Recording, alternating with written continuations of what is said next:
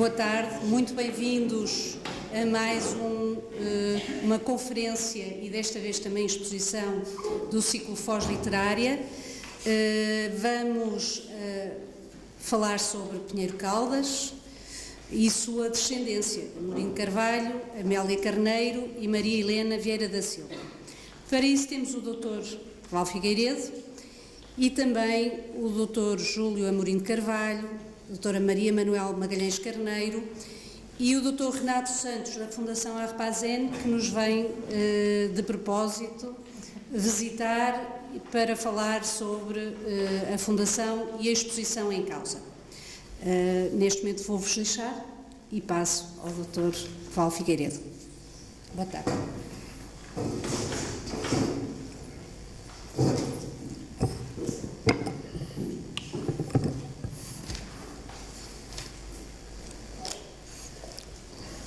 Muito boa tarde.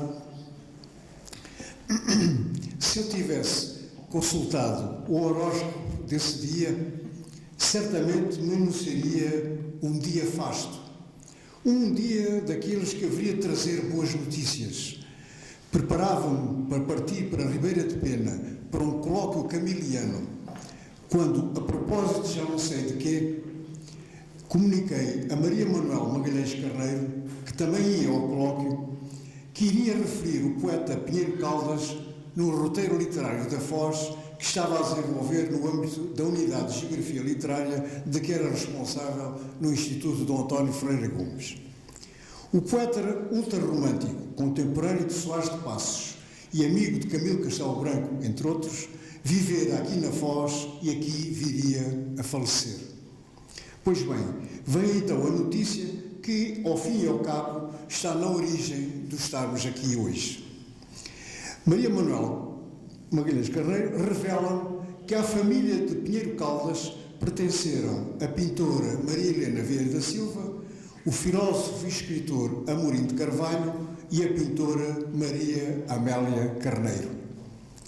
Indo apresentar daí a tempos à União de Freguesias Aldoar Foz de Douro Nevogilde, o que viria a ser a Foz Literária, naturalmente que a evocação de tão ilustres, marcantes personalidades deveria inserir-se no calendário das iniciativas, o que foi imediata e entusiasticamente assumido pela União de Freguesias nas pessoas dos meus queridos amigos Dr. Nuno Ortigão e Dra. Maria Lacerda. Os passos a seguir foram contactar a família Amorim de Carvalho, na ilustre pessoa do Dr. Júlio Amorim de Carvalho, e a Fundação Arpad Chanes Vieira da Silva, presidida pelo meu velho e grande amigo António José Gomes de Pinho, dando-lhe conta do nosso propósito. Isto, naturalmente, não referindo a essencial colaboração de Maria Manuel Magalhães Carneiro, tornada imprescindível, essencial, e que também logo se entusiasmou com a ideia, valendo-nos com a sua sábia meticulosidade e eficácia, determinado espírito de investigação e conhecimento. O Dr. Gomes de Pinho quase ia caindo das nuvens quando lhe disse das raízes portuenses da pintora Vieira da Silva. Facto ignorado pela generalidade das pessoas, inclusivamente aquelas que lidaram ou lidam mais de perto com a sua vida e obra. Da parte do Dr. Júlio Amorim de Carvalho, ínclito homem de cultura, devotadíssimo guardião da memória, da vida e obra do escritor filósofo seu pai, tão ligado à Foz, Amorim de Carvalho aqui nasceu, na Senhora da Luz, aqui viveu na Avenida do Brasil, imediatamente nasceu uma colaboração muito gratificante e enriquecedora. Fundador e diretor da Casa Amorim de Carvalho, aí deu e dá vida ao importantíssimo polo da cultura portuguesa. Além de preservar a memória e a obra do pensador, também poderá referir-se que nela se conserva importante património ligado à Renascença portuguesa e à Águia, aí guardado também por ligação familiar de Amorim de Carvalho àquele movimento que tanto marcou a vida cultural portuguesa, como se sabe. Da vida e obra da pintora Amélia Carneiro, também iremos ser privilegiados com a intervenção da dedicadíssima sobrinha Maria Manuel Magalhães Carneiro, que veio abrir caminhos e marcar andamentos que não poderemos nunca esquecer. Que a nossa gratidão aos dois ilustres oradores fique bem expressa. Bem como à Fundação Vieira da Silva, nas pessoas dos seus responsáveis e na do Dr. Renato Santos, aqui presente com a sua sabedoria e desenvolta investigação, fique também publicamente expresso o nosso maior reconhecimento pela sua prestantíssima colaboração. Podemos dizer que a presença da Fundação Vieira da Silva entre nós marca um ponto altíssimo na vida do nosso programa da Foz Literária e, estou certo também, da vida da nossa freguesia e da nossa cidade. Julgo que será uma colaboração que poderá dar frutos no futuro. Por último, peço licença para deixar aqui uma palavra de profundo agradecimento aos responsáveis e aos serviços da União de Freguesias pelo empenho e muita dedicação na concretização de mais esta iniciativa. Não fora o seu sacrifício pessoal, permita-se aqui realçar a doutora Maria Lacerda, a doutora Ana Paula Costa e mais os seus colaboradores, e não teríamos a magnífica exposição que iremos ver. Muito obrigado.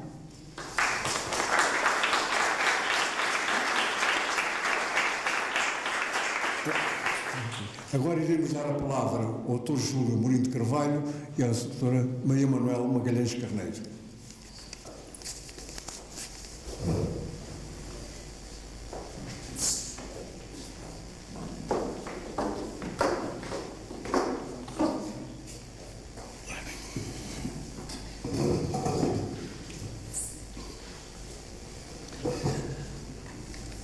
Está pronto a começar, então.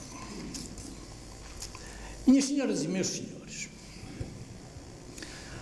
fui eu que escrevi a primeira biografia significativa do poeta romântico portuense António Pinheiro Caldas.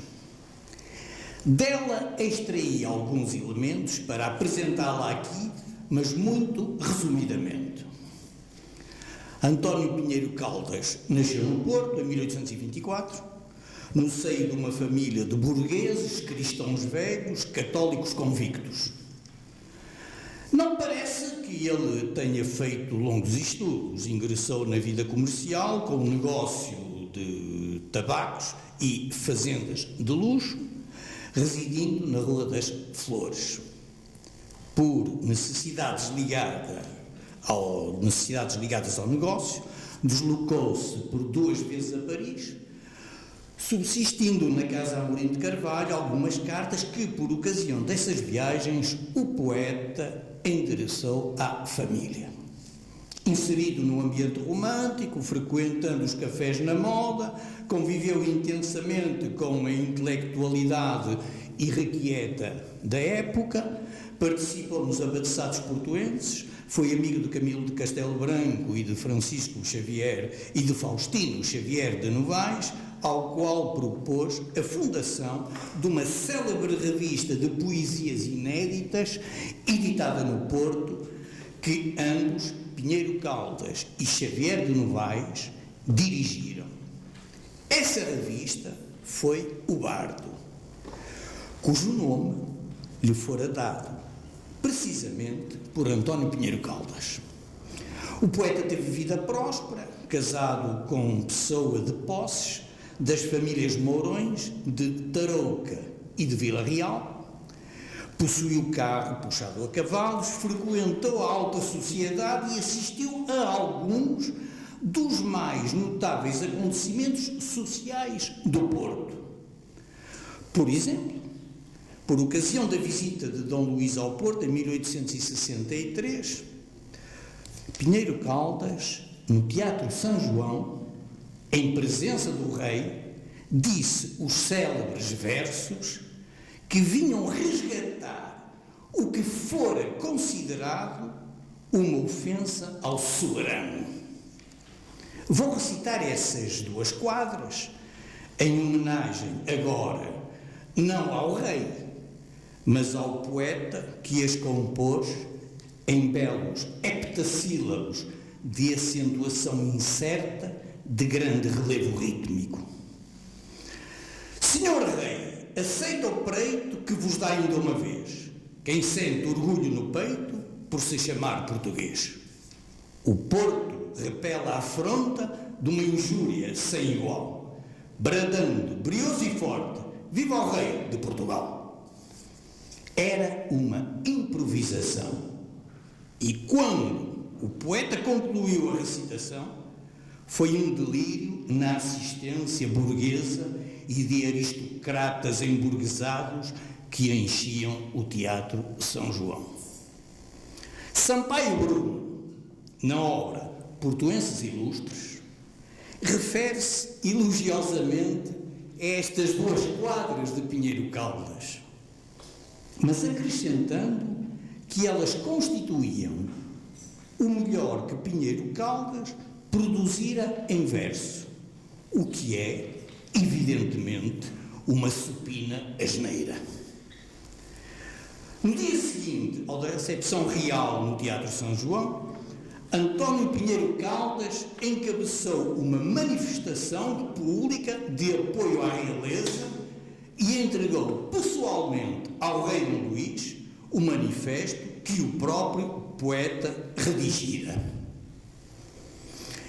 Em 1872, na presença dos imperadores do Brasil, Dom Pedro II e Dona Teresa Cristina, o poeta recitou, também no Teatro São João, uma composição longa em homenagem aos soberanos, mas que era, em suma, uma inequívoca profissão de fé no democratismo eleitoralista e liberalizante muito em voga na sua época, doutrina essa que estava levando o país à impotência política no concerto das nações, doutrina que, afinal, restaurada nos dias de hoje, liquidou a nacionalidade, mas doutrina à qual o poeta ficara fiel até à morte. Pinheiro Caldas era uma alma irrequieta. Seu espírito, marcado por ingênua impetuosidade, trouxe-lhe dissabores. Levou-o a deslocar-se por 2 vezes ao Brasil, tentando numa dessas viagens colocar lá a 2ª edição do seu livro de poesias e, com isso, ganhar dinheiro. Ilusões e fracassos. Dificuldades financeiras surgiram. O poeta instalara-se, entretanto, na freguesia de São Miguel de Novo Gilde, no lugar de Carreiros, mais ou menos onde foi traçada depois a Avenida do Brasil, e aí passou em casa própria os últimos anos da sua existência terrestre. Camilo Castelo Branco faz do poeta, nessa época tardia da vida, um retrato exageradamente trágico que, por esse exagero mesmo, reflete bem o romancista nevrosado que ele era. Minhas senhoras e meus senhores, mas, do ponto de vista literário, quem foi António Pinheiro Caldas? No contexto geral da literatura de expressão portuguesa, não foi certamente um poeta da maior importância. Nem terá sido um grande poeta. Mas, note-se, assumiu papel de extraordinário relevo na escola ultrarromântica portuguesa, sendo um dos seus melhores poetas. Colaborou nos mais importantes periódicos poéticos, na sua revista O Bardo, na Grinalda e na Miscelânea Poética. O seu livro Poesias teve 2 edições em vida do autor.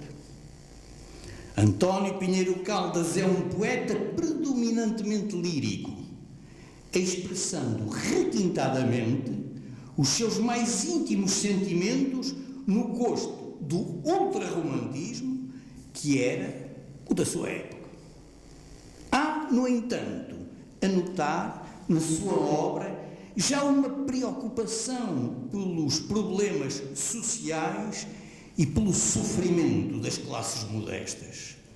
e ergue-se nas suas composições, por vezes, um sopro épico, surgem belíssimos rompantes de épica emoção, como naqueles versos à memória da rainha Dona Maria II, onde Pinheiro Caldas, querendo afirmar sua independência moral e impertigada dignidade, assim diz: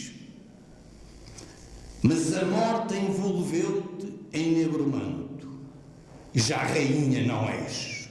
Agora posso eu sagrar-te o mundo, curvando-me a teus pés. E a poesia continua.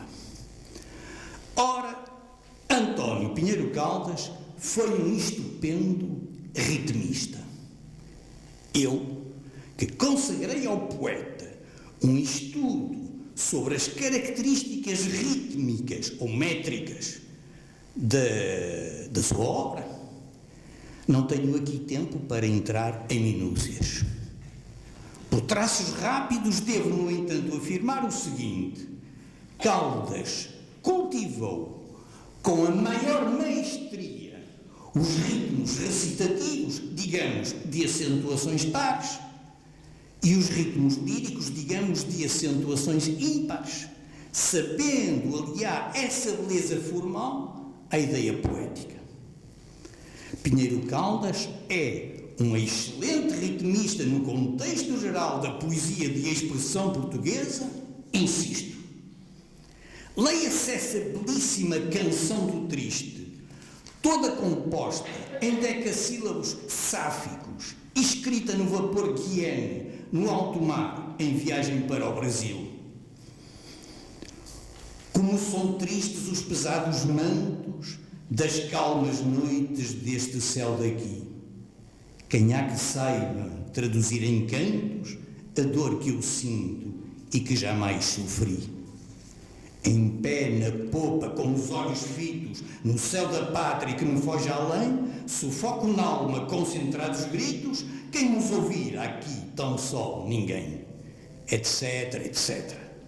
Vou ler a última estrofe desta vigorosa evocação da saudade na vastidão do oceano. E a lira é muda, já não tem lamentos, pálida a lua já não dá luar. Aqui só rugem os vulcões dos ventos, ouve-se apenas o bramir do mar. Agora, já no ritmo lírico, leia-se esta longa poesia, de que dou apenas um excerto, poesia de alor épico. Quando a morte cruenta que ao longe negreja me faça gelar, eu não quero que os homens nos seios da terra me vão sepultar. Eu não posso na pátria que oprimem tiranos em paz descansar. Oh, nem posso nem sofro que a raça de escravos me venha calcar. Etc. Poesia é esta que a literatice lusitana não soube interpretar ritmicamente, dizendo sobre elas barbaridades de tal ordem que eu tive, portanto, que explicar a sua métrica, que é o ritmo cíclico de base 3, uma das formas mais perfeitas das relações matemáticas simples. Pinheiro Caldas tem mesmo subtilidades métricas sistematizadas no ritmo lírico, nesse tão belo bipentassílabo de cesura átona, com acentuação par, subtilidades que mais tarde Junqueiro iria também utilizar no bipentassílabo, mas de acentuação ímpar e talvez com menos consciência técnica do que Pinheiro Caldas. Vejamos esses casos em que a sílaba que se liga, logicamente, ao segundo hemistíquio, fica ritmicamente incluída no hemistíquio anterior, de modo a atonizar a cesura. A forma paradigmática é a seguinte: de luz inundara teu corpo, teu rosto adorado, se eu fora das noites saudoso luar. Ora bem, agora reparem, se eu fora pintor, verteria na tela a imagem que sei no meu peito guardar. E volta à forma paradigmática. À frente dos bravos, se eu fosse guerreiro, iria nas lutas por ti batalhar. Se eu fora das auras, a aura mais branda, agora reparem, em torno de ti eu quisera adejar. Se eu fora do mar, alta, vaga azulada, e volta à forma paradigmática, teus pés eu viria na praia beijar. E é assim que vai toda essa poesia, nesse tão cantante bipentassílabo, forma composta, cesurada atonamente, de acentuação par. Não posso retomar aqui o que nos meus estudos escrevi sobre outras particularidades rítmicas na poesia de António Pinheiro Caldas, mas pergunto, tudo isso a que me referi atrás e que constitui apenas uma amostra do melhor da poesia de Pinheiro Caldas, não é isso uma criação poética de um autor de grande mérito? Como é que um nome como o de António Pinheiro Caldas pode permanecer esquecido do grande público? Não é belo o melhor da sua poesia? É belo, certamente. Dessa eterna beleza, dessa atualidade permanente que não possuem, nem de longe, as enaltecidas pessoadas que modernistamente e até à náusea por aí se vão exibindo. António Pinheiro Caldas morreu em 1877, no concelho de Bolsas, depois chamado Matosinhos, no lugar de Carreiros, hoje no concelho do Porto, local onde viveria, no século seguinte, o poeta e filósofo Amorim de Carvalho, seu bisneto. É incompreensível, é inadmissível que o nome de António Pinheiro Caldas, esse excelente ritmista e notabilíssimo representante da escola ultrarromântica portuguesa e portuense, é inadmissível, dizia eu, que o seu nome tenha sido atribuído pela burocracia municipal a um insignificante beco num lugar escuso da cidade do Porto. Há que remover urgentemente essa gritante injustiça da administração municipal portuense. Terminei. Muito bem.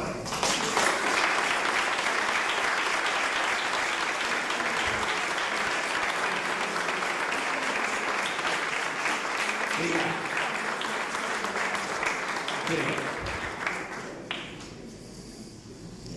Temos aqui uma carta de Pinheiro Caldas à sua mulher falando que a miúda é Ana Plácido. Temos aqui, já está a pensar. Um comentário muito rápido, quando numa das viagens ao Brasil, que ele fez ao Brasil, antes de apanhar o barco, ele quis visitar em Lisboa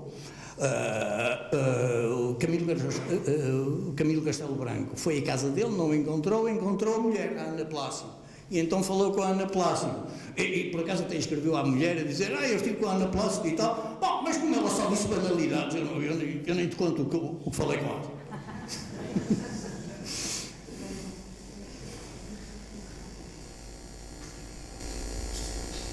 Muito boa tarde a todos. Eu queria, em primeiro lugar, felicitar o Sr. Nuno Ortigão.